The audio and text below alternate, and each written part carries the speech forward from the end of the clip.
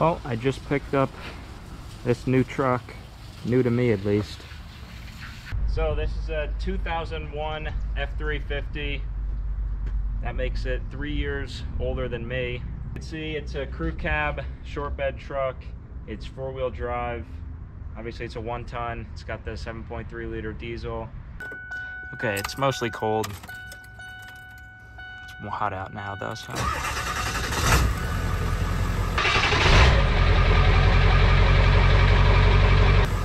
See, it fires up. 180,000 miles. Starting at the front, see it's got the steel rims on it. Obviously it's a 4-wheel drive. The cab is your standard Ford. It does have the power seats. It's got a radio that's not super good, but mostly it's just dirty. To vacuum it out, I'll have to find a driver's side seat for it. You can see the bed is in poor condition. The fenders are obviously rusty. The under side of the bed is rusted out, so it's not worth fixing this bed. Probably just throw some fender flares on it for the time being. But the reason that didn't scare me away too much was the cab is in great shape.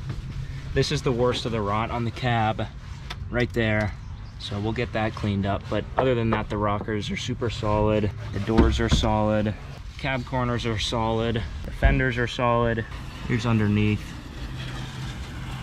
One issue it has is the leaf springs on the front are pretty sacked out. You can see they're curved pretty much the opposite direction from how they should be. Oh, and look at that. That shock bolt is broken off. It's important to notice stuff like that. Probably change out these shocks at the same time I put new leaf springs in it. That's the worst of the frame. Still pretty much just surface rust.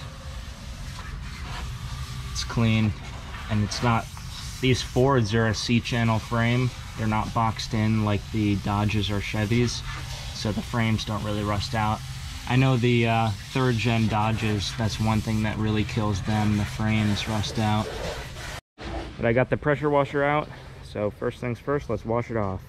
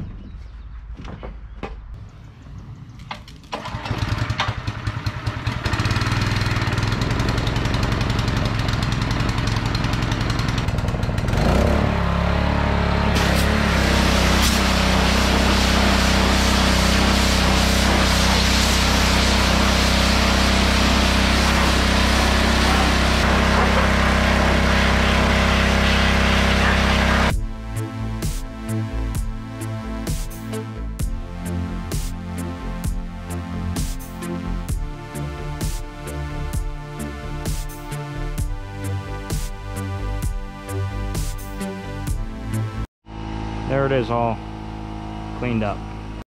Okay, the next thing I want to do here is change the oil.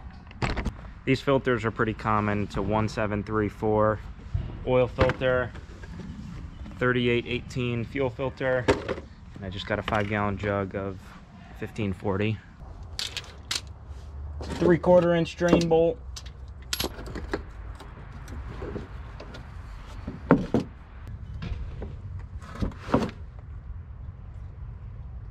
Looks pretty clean. Don't see any metal shavings or water. It's super tight. And the smart guy over here left the strap wrench at home, so, but that worked.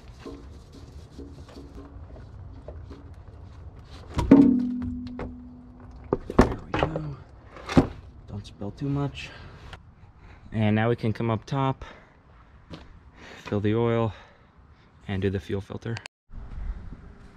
There's a little yellow lever on the back of this fuel bowl that you can drain the bowl, so now we can take this off. The O-ring. There should pop out. A little bit of oil on these O-rings.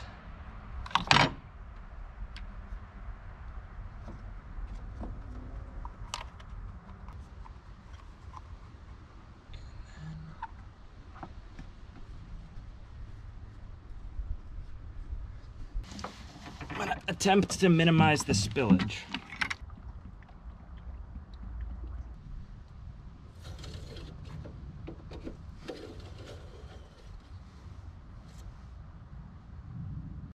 All right, I just cycled the key a bunch of times, so that filter should be drained.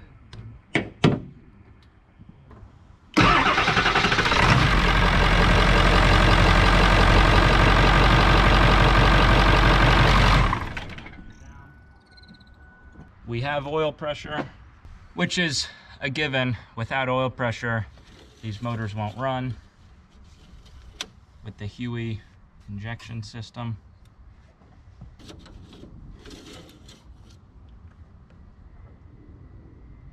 We're at about halfway on the dipstick, so I'm gonna add some more oil. And we're all done under here for now. And that's how I'm gonna remember when I change the oil. It's a lot more civilized than just writing the numbers in a random spot under the hood. All right, another thing I wanna do to this truck is, this air filter is junk. You can see where it seals around the intake. It's all torn up, and it's also kind of sucked in, it's dirty. So I got one of these 6637 filters. It's a nice big boy. The new one of these air aid filters was gonna be more expensive than this filter and provide less filtration and be more restricted. So I think I'm just gonna try and use this piece from the air aid as an adapter for that filter. Let's get this stuff out of the way. Here's the air aid unit, and there is the 6637 filter installed. You can see those pieces of that air aid intake just came off, and I could still use that pipe without cutting anything, and it's bent here, so that intake hose is on all the way. And I still have the factory air box, the air aid, and I didn't have to cut or destroy any of that, so I can put it back to the way it was if I want to. Go into the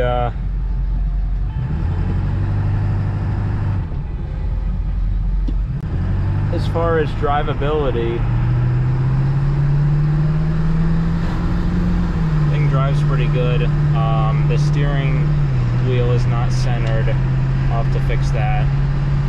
But after I adjusted the steering box, and now there's zero play in the steering. I'm gonna get rid of the muffler on this, and the back of the tailpipe's pretty smashed, so I'll show you that and get these parts.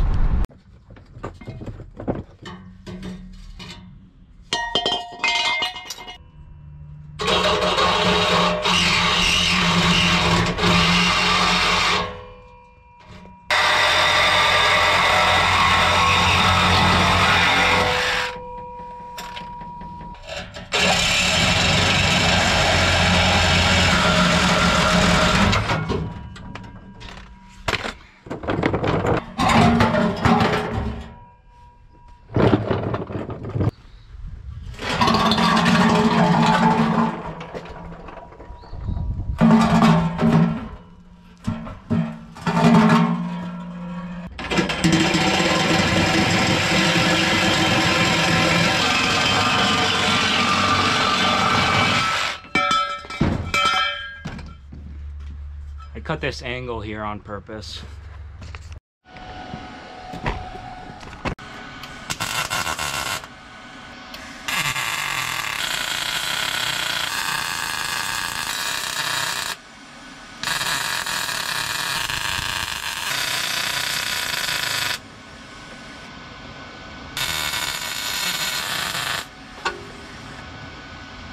Let's get this at a good height.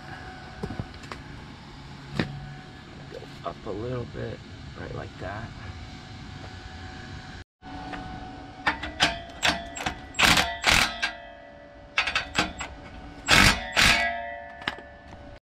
All right, now let's fire it up.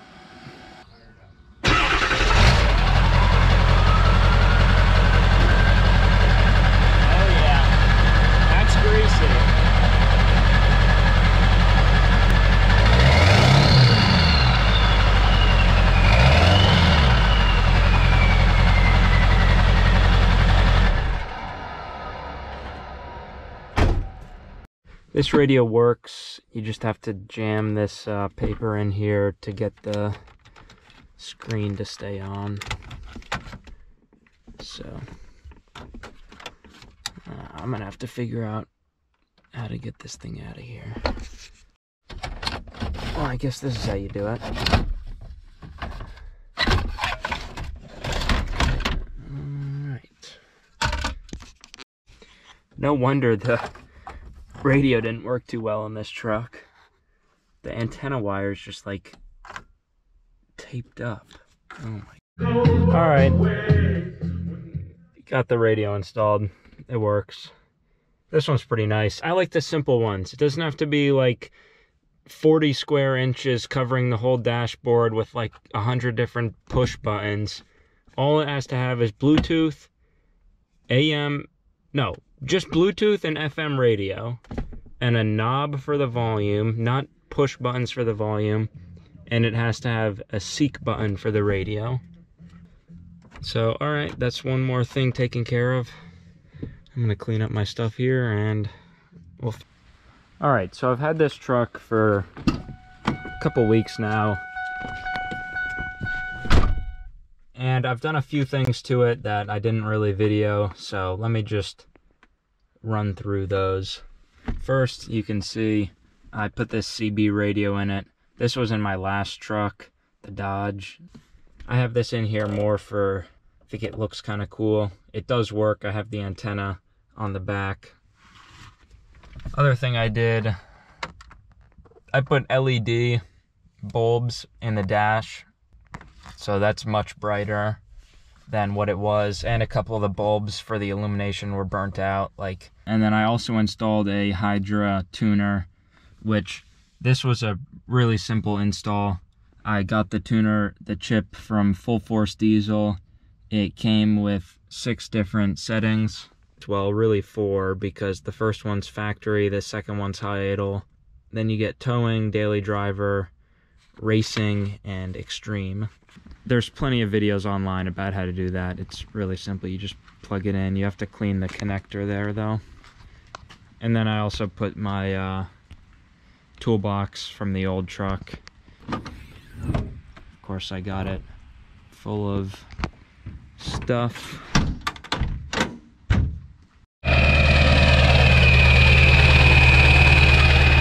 That's greasy. Okay, the next thing I want to do here is install this Riff Raff Diesel fuel rail crossover kit. I also ordered a new ICP sensor and a camshaft position sensor. So the fuel rail crossover kit comes with the actual lines that cross it over, an adapter that replaces the factory fuel, low pressure fuel regulator, and some springs to increase the low pressure fuel.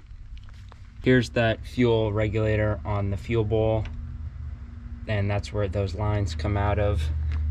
And they're gonna go to a plug right underneath where my finger is.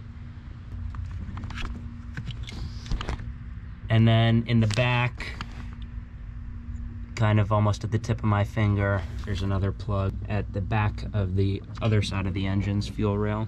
So the firing order on these engines result in cylinder 6 firing and then 8 firing immediately after. And those cylinders are both on the back side of this engine. So when those fuel rails just go out and basically end. So when 6 fires, it sucks that fuel from the fuel rail, then 8 fires right after, and there's not much fuel left, and it starves injector 8 a little bit. So this crossover kit is going to help extend the life of the injectors, as well as it's going to increase the pressure in those fuel rails. So let's get started. First step is to turn the yellow valve on the back of this fuel bowl and get the fuel drained out. and try not to let it go everywhere or put boards down. So first we can take off this line, or from the lift pump, with a 5/8 wrench. I can remove this regulator here, and there's going to be a spring and a plunger back there, so be careful. So there's the cover and that spring, and then this gold piece, or likely brass, is the plunger. Okay, I disconnected those lines from this adapter, and the kit comes with 3 different strengths of spring. I'm going to use the middle strength gold, which is, I think, going to raise the fuel pressure about 30 psi. Okay, I replaced the seal on this line.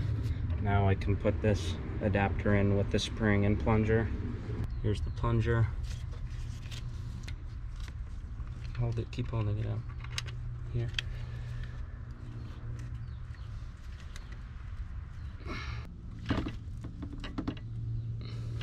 There's a dowel pin, or two dowels that get lined up. Take the included hardware. And there you go. Now I just have to tighten those up and put that fuel line in place.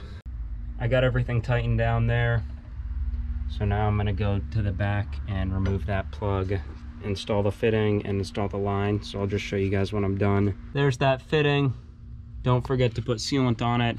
I routed that line underneath the charge pipe and intake pipe to the adapter there.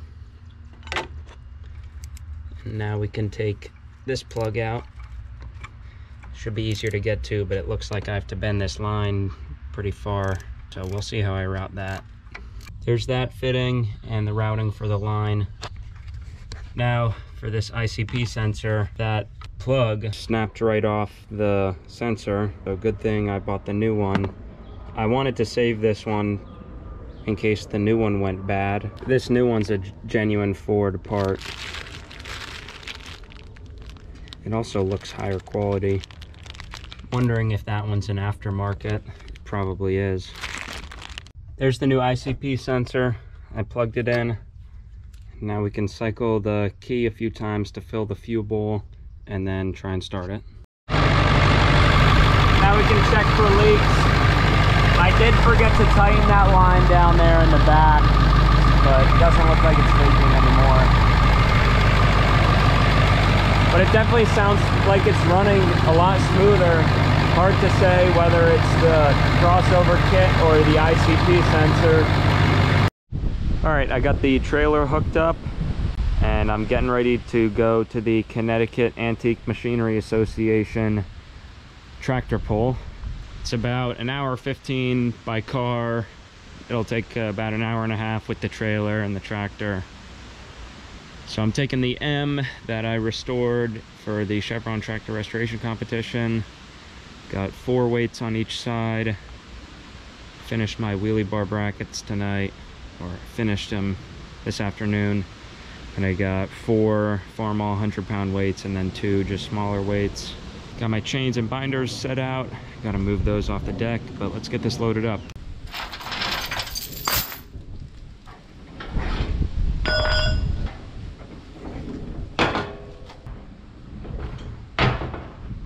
Always make sure your hitch is properly connected before you drive something on the trailer.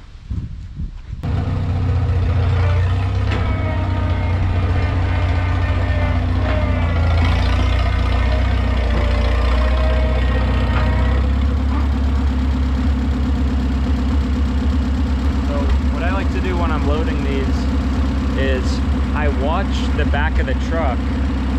As I drive up, I watch the truck squat down, and that's a good way to gauge how much tongue weight you have.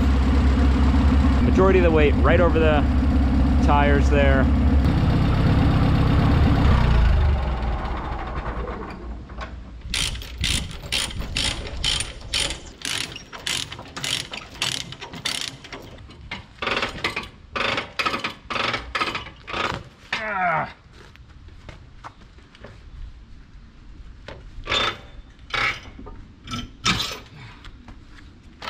Watch, it's tight now, but you drive like a mile down the road and it's gonna be loose.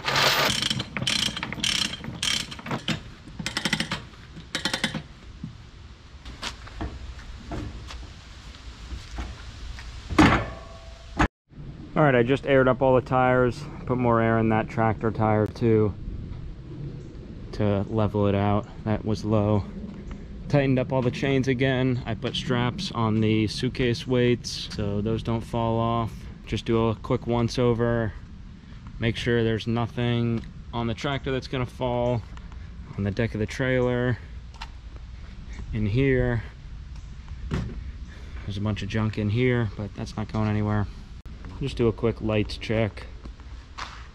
Yeah, it looks like they work. That's good enough. But right now we are ready to head out in the morning.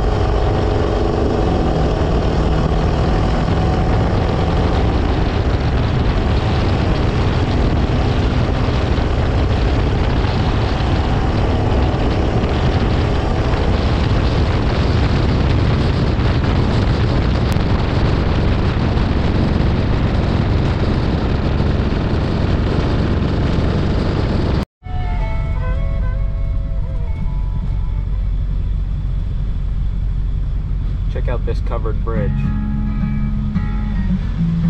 Ooh, let's take it slow through here.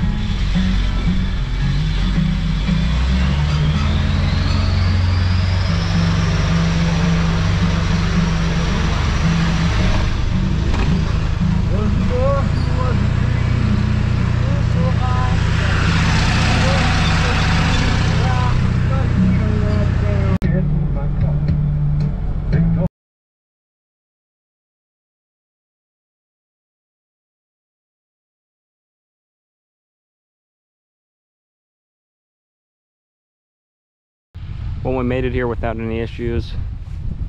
I already unloaded the tractor, got it weighed in, so we'll see how we do in the pull.